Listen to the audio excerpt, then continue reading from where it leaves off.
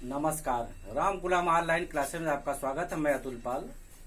DElEd second semester के प्रथम प्रश्न पत्र के अंतर्गत वर्तमान भारतीय समाज एवं प्रारंभिक शिक्षा के अंतर्गत हम लोग अध्ययन कर रहे थे स्वतंत्रता के बाद शिक्षा आयोग। जिस क्रम में हम लोग ने जो पढ़ा था, इसके पहले राधा कृष्ण आयोग का अध्ययन हम लोग किए थे और जो आज पढ़ रहे हैं माध्यमिक शिक्षा आयोग, इसके पहले वाले क्लास में इसकी शुरुआती बातों को हम लोग अध्ययन कर चुके हैं। जो इसके अध्यक्ष थे लक्ष्मण स्वामी मुदालियर के जीवन से जुड़े महत्वपूर्ण बातों को हम लोग चर्चा किए एवं माध्यमिक शिक्षा आयोग के कुछ बातों का भी हम लोग अध्ययन किए। आइए उसके आगे पढ़ते हैं।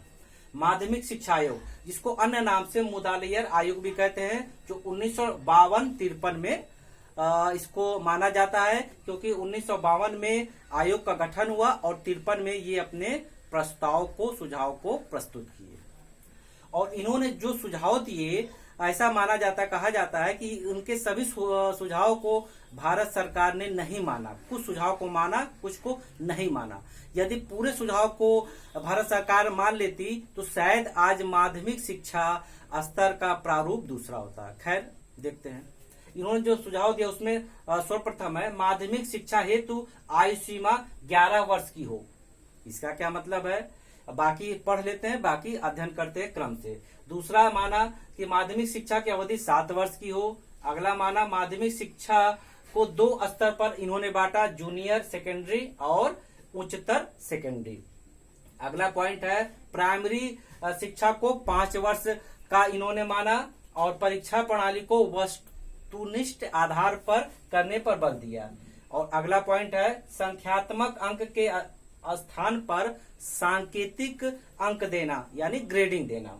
आगे उच्च तथा उच्चतर माध्यमिक शिक्षा में एक मूल विषय अनिवार्य रूप से लिया जाए, जिसमें गणित, सामान्य ज्ञान, कला, संगीत आदि विषय रखा। अगला ग्रामीण विश्वविद्यालय में कृषि विज्ञान पाठ्यक्रम पर बल दिया और बालिकाओं के लिए गृह विज्ञान विषय पर बल दिया। आगे शिक्षक के लिए प्रशिक्षण पर बल दिया और शिक्षक की नियुक्ति पर बल दिया और शिक्षक के वेतन पर बल दिया आदि।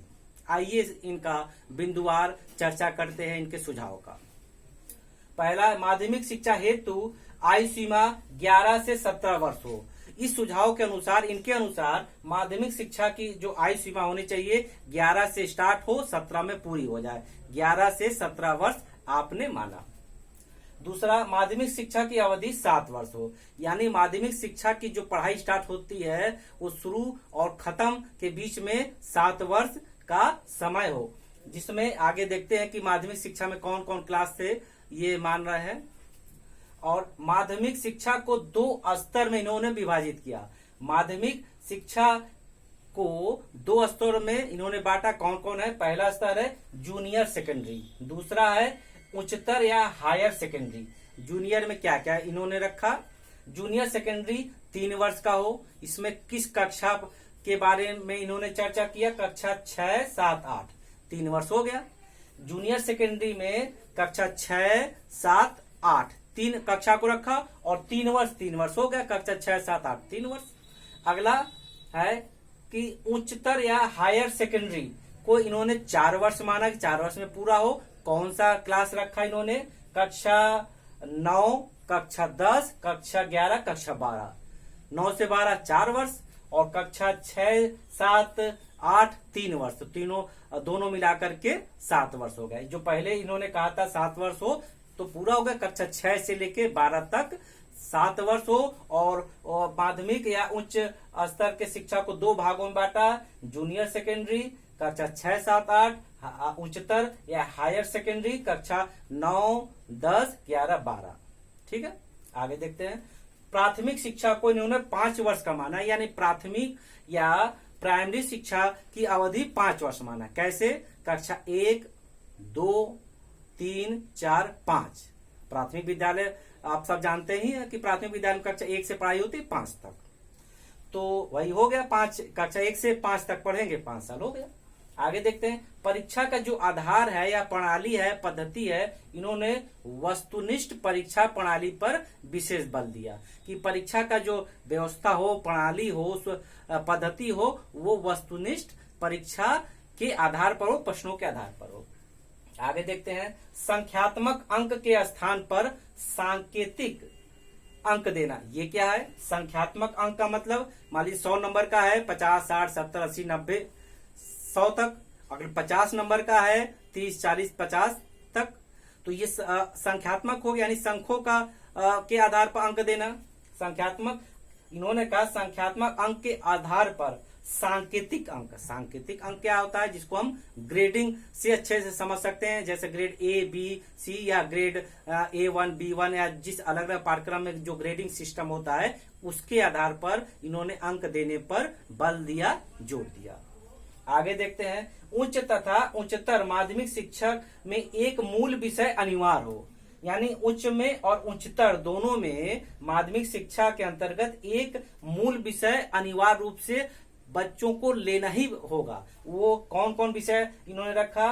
उसके अंतर्गत गणित, सामान्य ज्ञान, कला, संगीत आदि इन्होंने विषय रखा कि इसमें से कोई एक विषय बच्चा लेगा तो उस विषय में कुशलता हासिल करेगा। जैसे कला में किसी की रुचि है तो कला लेगा, और जिसकी रुचि संगीत में तो संगीत लेगा, मैथ वाले रुचि वाले मैथ लेंगे, और बाकी ऐसे जो जो विषय, उससे ये फायदा होगा जो कला वाला बच्चा है अनिवार्य रूप से जब मान लीजिए माध्यमिक शिक्षा के अंतर्गत पढ़ता है 3 वर्ष या 4 वर्ष, तो एक विषय अगर कोई छात्र या छात्रा 3 वर्ष या 4 वर्ष पढ़ती है तो उस विषय में वो कुशलता हासिल करेगी, और जब कुशलता हासिल करेगी तो उससे आने वाले समय में आर्थिक स्थिति के साथ साथ उसकी आत्मनिर्भरता बढ़ेगी, एवं वो आने वाले समय में लक्ष्य प्राप्ति में हो सकता है कि उसके इस कुशलता का सहयोग मिले। जैसे कला में कोई बहुत अच्छा है, अगर कला में अच्छा नंबर पाता है, रुचि होती है,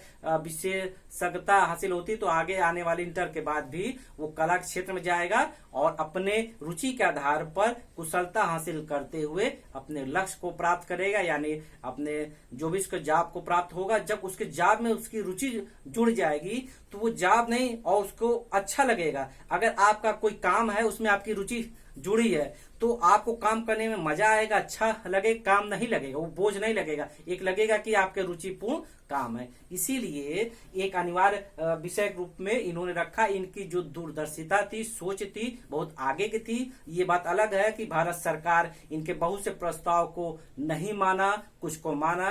खैर, जो हुआ तो अलग बात है, इन्होंने अपने विचारों को रखा। यदि उस समय इनके सारे प्रस्ताव को लगभग मान लिया जाता तो शायद ऐसा कहा जाता कि माध्यमिक शिक्षा आयोग का स्वरूप कुछ और होता। आइए आगे देखते हैं। इन्होंने कहा कि ग्रामीण विद्यालय में कृषि विज्ञान संबंधी पाठ्यक्रम अवश्य हो, उस पर बल दिया। यानी अपने इन्होंने सुझाव में, प्रस्ताव में, सिफारिश में ये कहा कि ग्रामीण क्षेत्र में जो विद्यालय हैं उसमें बच्चों के लिए यानी लड़कों के लिए कृषि विज्ञान के पाठ्यक्रम अवश्य रखे जाएं। क्यों? क्योंकि उनका ग्रामीण प्रवेश है, ग्रामीण वातावरण है, उसमें वो रहते हैं।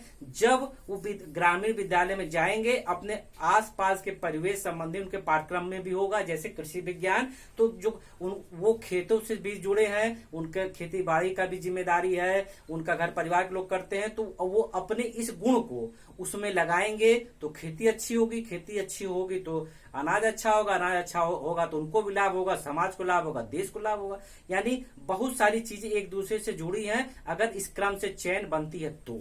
इसीलिए उन्होंने लड़कों के लिए कहा कि ग्रामीण विद्यालय में कृषि विज्ञान पाठ्यक्रम अनिवार्य रूप से रखा जाए, कृषि संबंधी सारी बातों को बताया जाए, जिससे वो एक अच्छे जानकार के रूप में अपने खेती बाड़ी संबंधी बातों को अच्छे से समझे और अच्छे से करें। आगे देखते हैं, बालिकाओं के लिए उन्होंने गृह विज्ञान विषय को लागू करने पर जोर दिया, बल दिया।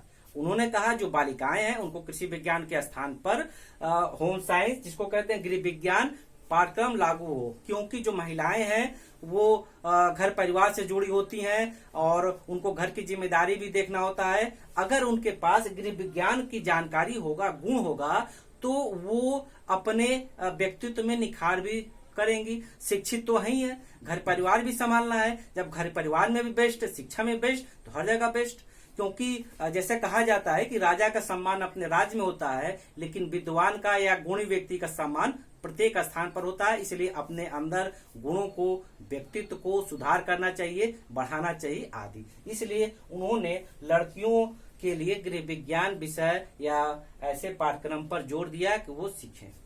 आगे देखते हैं, शिक्षक प्रशिक्षण, यानी शिक्षक के लिए प्रशिक्षण की भी व्यवस्था होनी चाहिए। जैसे इस समय देख सकते हैं डीएलएड है, बीएड आदि है, उनके लिए प्रशिक्षण संस्था होती है। तो जब शिक्षक बनने से पहले वो प्रशिक्षण प्राप्त करेंगे, तो शिक्षक बनने के बाद उनको बहुत सारी बातें ऐसी हैं जो पहले से मालूम होंगे कि शैक्षिक क्या समस्या है, पढ़ाने में क्या दिक्कत आती है, किस प्रकार पढ़ाना चाहिए आदि। क्योंकि डीएलएड और डीएलएड और बीएड की बात करें तो इसमें सेमेस्टर में, प्रत्येक सेमेस्टर में विद्यालय में भेजा जाता है इंटर्नशिप के लिए। बच्चे जाते हैं उस, जैसे डीएलएड में भेजा जाता है प्राइमरी में, और जो 4th सेमेस्टर का है उनको कक्षा 6 से 8 में, बीएड है इंटर कॉलेज में भेजा जाता है कि वो जाएं और पढ़ाने का जो अनुभव है, जैसे बैठ कर कहा जाए कि ऐसे पढ़ाओ, तो शायद उसको अच्छे से ना समझा जाए।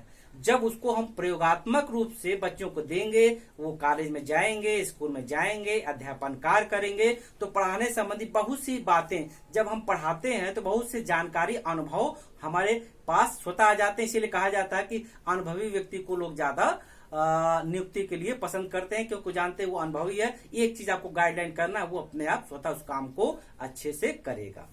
इसीलिए इन्होंने कहा कि शिक्षक के प्रशिक्षण पर बल दिया, और इसमें टीजीटी पीजीटी के लिए अलग अलग मानक हो। जैसे आज है टीजीटी के लिए आप है तो स्नातक प्लस बीएड अनिवार्य है। पीजीटी यानी पोस्ट ग्रेजुएट कक्षा 11-12 के लिए, जैसा कि आजकल जो उसका मानक है कि पोस्ट ग्रेजुएट होना चाहिए जिस विषय में आपको नियुक्ति पानी हो। इसी प्रकार उन्होंने कहा कि अलग अलग क्लास के लिए अलग अलग नियुक्ति हो, उसका मानक हो।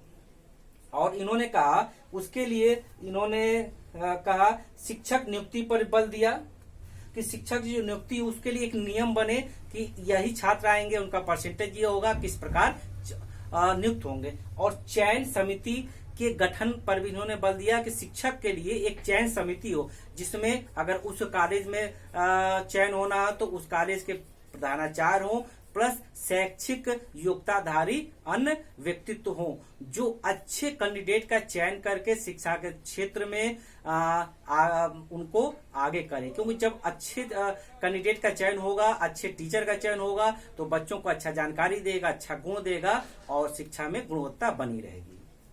आगे देखते हैं, इन्होंने कहा कि इसके अलावा इन्होंने कहा कि शिक्षक के वेतन संबंधी भी इन्होंने सिफारिश किया, और ये भी कहा कि जो शिक्षक नियुक्त होते हैं उनको शुरुआत में 1 साल फिलहाल मौका दिया जाए। 1 साल आप पढ़ाई अच्छा होगा तो इसी प्रकार धीरे धीरे हम बढ़ाते रहेंगे, जिससे एकदम परमानेंट। कभी कभी ऐसा होता है कि इंटरव्यू में उतना अच्छे से चयन प्रक्रिया नहीं हो पाती है, तो बाद में दिक्कत होती है। जब धीरे धीरे उनके टाइमिंग को बढ़ाएंगे तो अच्छे कैंडिडेट हमारे सामने आएंगे। और शिक्षक के वेतन संबंधी भी इन्होंने सिफारिश की कि शिक्षक का वेतन आकर्षक होना चाहिए एवं महंगाई भत्ता के अनुसार होना चाहिए, और एक समिति होना चाहिए, चयन समिति होनी चाहिए या वेतन समिति होनी चाहिए, जो वेतन संबंधी बातों को तय करे कि आज की महंगाई के हिसाब से क्या वेतन होना चाहिए, वो जिससे अच्छे से जीवन यापन कर सके। अगर शिक्षक का जीवन यापन अच्छे से नहीं होगा, वेतन से उसके घर परिवार है, उसकी जिम्मेदारी पूरी नहीं हो पाएगी, तो शायद शिक्षक अपने शिक्षा में वो पूरी गुणवत्ता नहीं दे पाएगा। आगे देखते हैं, और उन्होंने कहा पीएफ हो, जिसको फंड कहते हैं, पीएफ हो, भविष्य निधि का फंड हो, बीमा हो, पेंशन हो, चिकित्सा सुविधा निःशुल्क हो, और उनके काम करने की या रिटायरमेंट होने की अवधि 60 वर्ष हो। पहले 58 थी, उनको बढ़ा के कहा इन्होंने 60 वर्ष की अवधि माना। और इस प्रकार देखते हैं कि शिक्षक के वेतन संबंधी इन्होंने कहा समिति का गठन हो, महंगाई भत्ता पर ध्यान दिया जाए, और पीएफ पर ध्यान दिया जाए, बीमा हो, पेंशन हो, चिकित्सा सुविधा शुल्क मुक्त हो, और 60 वर्ष काम करने की अवधि हो। इस प्रकार हम लोगों ने आज अध्ययन किया, माध्यमिक शिक्षा आयोग के बारे में पढ़ा। आइए हम लोगों ने क्या पढ़ा उसका रिवीजन करते हैं। माध्यमिक शिक्षा आयोग को अन्य किस नाम से जानते हैं? मुदालियर आयोग। इसके अध्यक्ष का पूरा नाम लक्ष्मण स्वामी मुदालियर। ये क्या थे? मद्रास विश्वविद्यालय के उप कुलपति और मेडिकल कॉलेज के भी प्रधानाचार्य पद पर रह चुके हैं। और इन्होंने माध्यमिक शिक्षा पर अपने प्रस्ताव को दिया। अगर कहा जाए कि मुदालियर आयोग किस शिक्षा संबंधित है, तो माध्यमिक शिक्षा संबंधित है। उसकी अवधि इन्होंने 7 वर्ष माना और माध्यमिक शिक्षा को 2 स्तरों में बांटा। जूनियर सेकेंडरी का 3 वर्ष, कक्षा 6, 7, 8 और उच्चतर सेकेंडरी का 4 वर्ष, कक्षा 9, 10, 11, 12। और प्राइमरी शिक्षा 5 वर्ष का हो, महिलाओं के लिए गृह विज्ञान हो, बालक के लिए कृषि विज्ञान हो और शिक्षक के लिए चयन समिति हो। उनका वेतन संबंधित ध्यान दिया जाए एवं उनको प्रशिक्षण दिया जाए आदि। इस प्रकार हम लोगों ने आज स्वतंत्रता के बाद दूसरे आयोग का अध्ययन किया। इसके बाद इसके आगे के आयोग का हम लोग अगले क्लास में अध्ययन करेंगे।